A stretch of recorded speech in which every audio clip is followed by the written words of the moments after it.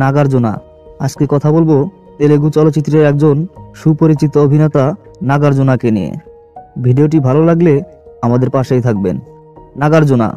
নাগার্জুনার পুরো নাম অক্কিনেনি নাগার্জুনা এবং তিনি ভারতের তেলেগু চলচ্চিত্র শিল্পের একজন শীর্ষস্থানীয় অভিনেতা, প্রযোজক এবং ব্যবসায়ী। নাগার্জুনার জন্ম 29 আগস্ট 1959 সালে ভারতের চেন্নাই শহরে। তিনি বিখ্যাত তেলেগু অভিনেতা অক্কিনেনি নাগেশ্বর রাওয়ের পুত্র। তার স্ত্রী হলেন অমলা অক্কিনেনি এবং তাদের ছেলে নাগা চৈতন্য, যিনি নিজেও একজন জনপ্রিয় অভিনেতা।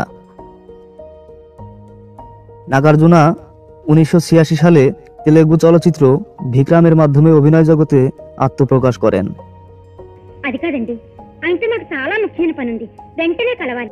এরপর তিনি বহু জনপ্রিয় চলচ্চিত্রে অভিনয় করেছেন, যেমন শিবা। এটি তার ক্যারিয়ারে একটি বড় ব্রেক থ্রু এনে দেয়।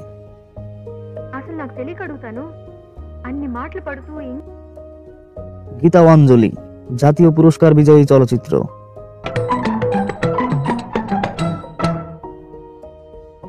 অন্নমাইয়া ধর্মীয় ভিত্তিক চলচ্চিত্র, যা তার ক্যারিয়ারে গুরুত্বপূর্ণ স্থান দখল করে। মনম, যেখানে তিনি তার বাবা নাগেশ্বর রাওয়ের সঙ্গে অভিনয় করেছিলেন।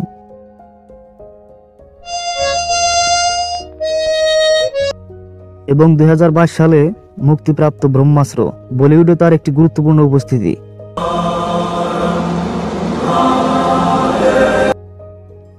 নাগার্জুনা একাধিক ফিল্মফেয়ার পুরস্কার এবং নন্দী পুরস্কার অর্জন করেছেন।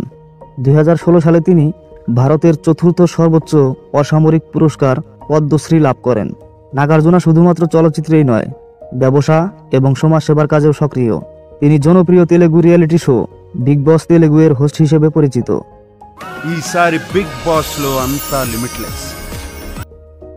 নাগার্জুনা অন্নপূর্ণা স্টুডিওস এবং বিভিন্ন ব্যবসা প্রতিষ্ঠানের সাথে যুক্ত আছেন, যা দক্ষিণ ভারতের অন্যতম প্রধান প্রযোজনা সংস্থা।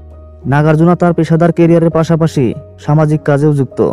তিনি শিক্ষা ও স্বাস্থ্যসেবায় দান করে থাকেন।